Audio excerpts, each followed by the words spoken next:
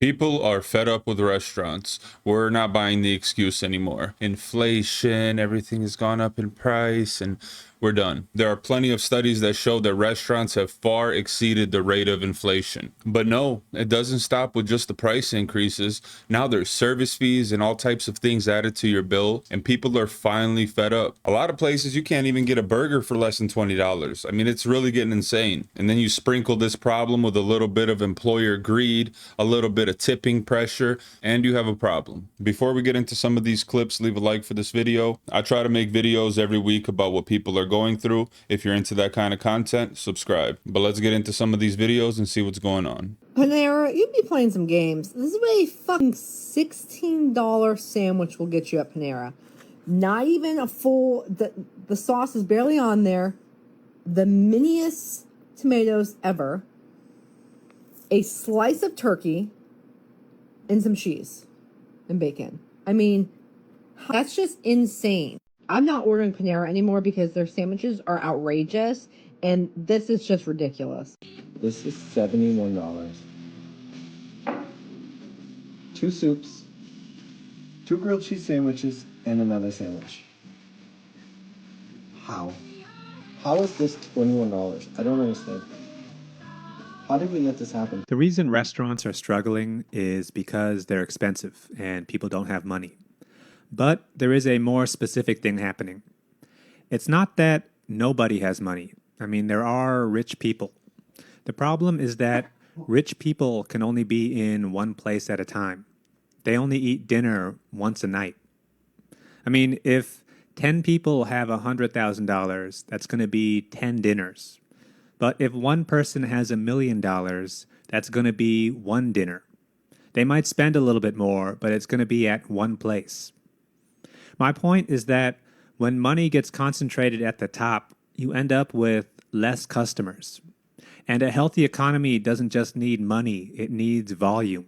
The money has to circulate for the economy to grow. Service is officially dead. Going to a restaurant today feels like walking into someone's living room uninvited. The host looks so annoyed when you even show up, the server sighs when you ask for anything, and half the time they get your order wrong, but you're the one who feels guilty for even mentioning it. What happened? Was it the pandemic? Is it the new generation? Did everyone just collectively decide, nah, there used to be pride in doing a good job. Now it's just, why bother? But if I'm tipping 20%, I'd like at least 5% enthusiasm.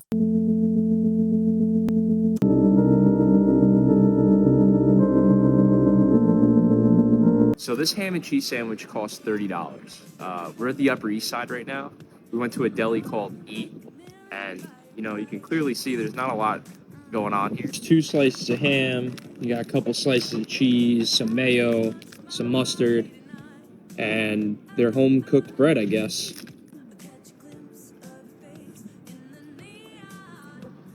Are we serious? Giving this anything else besides a 2 is a crime. $52.99 for a whole pizza here at Caesars at DeFara Pizza. In case you want to know, that's what it looks like. What do you guys think? Yay or nay? I went to lunch in Franklin, Tennessee, and I spent $17 on a Caesar salad that wasn't that big, and an additional $7 to add half of a grilled chicken breast to it. I'm so sick of these restaurant prices. There's another place I saw in East Nashville that's selling sandwiches for $17, and they're not like fancy. They don't come with anything. It's literally just the sandwich. Like, I don't know if it's just the Nashville thing or what, but the prices here are insane. Miami is getting out of control. What is with takeout orders including 20% gratuity? It's takeout. It's takeout. What service have you completed that we deserve to pay you 20%? Like, a sushi order for one person should not be $170 for dinner. Are you fucking kidding me? So first there was a service charge, and now it's a living wage fee. So this could mean 18 to 20% extra showing up on your bill. It's not a tip. It's not optional, and depending where you go, it might be replacing the tip entirely or sitting right next to it. So what is it? Restaurant owners are saying that this fee helps cover rising labor costs and gives their staff, especially back of house, a more stable paycheck. Customers are already paying more than ever. Menu prices, service charge, and now a living wage fee, and they're still expected a tip. Plus, it's kind of confusing as hell. Diners don't really know if they should add a tip on top, or if they already paid it. And worst of all, most places aren't even clear about it. The fee shows up on your bill after you've eaten. No heads up. These days, customers feel like they're just getting nickel and dimed every step of the way. I want you to know that many restaurants across the US are adding a junk fee to your bill. So if you check your bill, you'll see it. It's listed separately. It most commonly appears as a surcharge fee. And it's 3 to 4% of the entire bill. So that's a lot. And I want you to know that it's a junk fee. So if you ask to have it removed, then they'll do it for you. And they have to, because it's a phony fee. It's fictitious. It's literally for nothing. So I'm surprised that it's not illegal, but they do it. So I want to give you an example. I'm from Chicago. If you go to a restaurant in Chicago, so look at the bill, it's going to say surcharge fee, and it's going to be an additional 3% to 3.99% of the entire bill. So they can do whatever they want. It's like the wild, wild west. So this is an extra 3 to 4% for literally nothing. So in my opinion, that is crazy. And you are allowed to remove it. Tipping culture in the United States is honestly a joke. Now, I've been here for nearly 2 days and I cannot believe how expensive the country just generally is. I went for a coffee this morning and paid for my coffee, and on the screen it said, please add your tip. The options were 25%, 35% and 50% with a little custom tab at the bottom. Now, people are going to say the service staff are getting paid $2 or $3 an hour. That is not my problem yet. The employer should be responsible for pay. Is that a turtle? Is that an actual turtle? Anyway, going back to the tipping culture. Now, so many people will argue the price for the consumer would be increased if that was included in the bill. I disagree. The price would be the same, except you're going to be paying that tip directly to the service staff as opposed to the business itself, which is a very fair point. However, in my opinion, you should only have to tip for service that goes above and beyond. You shouldn't have to tip someone for doing their job of making a coffee. What do you lot think? Is the tipping culture in the United States bizarre? Tipping culture in America really confuses me. I just went to the bar behind me just to drink a water, and then something that I don't understand here in America. So when I received the bill, there was gratuity included. And if I put gratuity into my Google Translate and translate it to German, it translates to the German word of tip. So now I'm a bit confused. Like, I thought tipping is optional, but it was already included in the price of the bill. So why was I kind of forced to pay a tip then? And then, you know, when you pay with your card at the machine, the card reading machine is asking again for a tip. So yeah, tipping culture in America really confuses me. So I was forced to pay a tip just for a bottle of water. Oh, thank you. Yeah, of course. Hey, buddy. Tip? Tip for what? It's America. We tip here. I would have opened it myself. I didn't know I have to tip you every time you open a door. Excuse me, mate. How do I get to Brooklyn from here? All right, you're going to take the 2 over there, downtown. Thank you so much, mate. You're a legend. Yeah. What's that?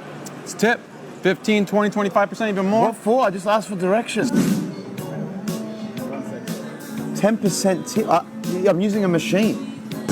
No, you didn't do anything. 15%? Custom, even more? No, I'm using a robot. You want me to let the people know behind the counter that you didn't tip? But I'm doing everything myself. This is America. This is fucked up. All right, 10%. Jeez. I'm here in the McDonald's drive-thru to show you how absolutely insane the inflation has been on all of this stuff over the last 3 years. If you look at the menu here, I used to order them all the time back when I was in high school, and that was only a couple years ago, and they were always $1. McChicken, McDouble, large drink, all those things have always been $1.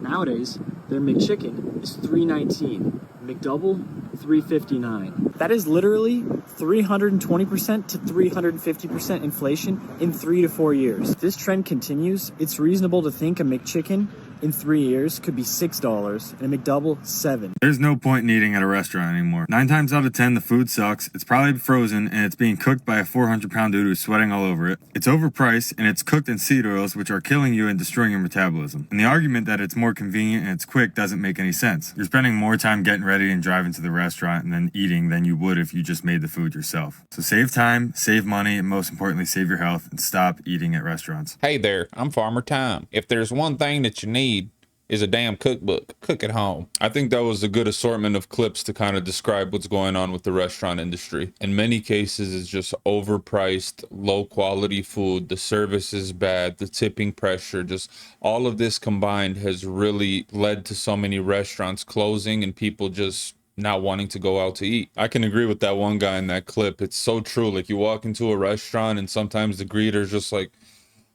right this way. like you're a nuisance. You get there, I'm getting some like 20-year-old girl with like purple hair and nose rings, and she's like, what can I get you?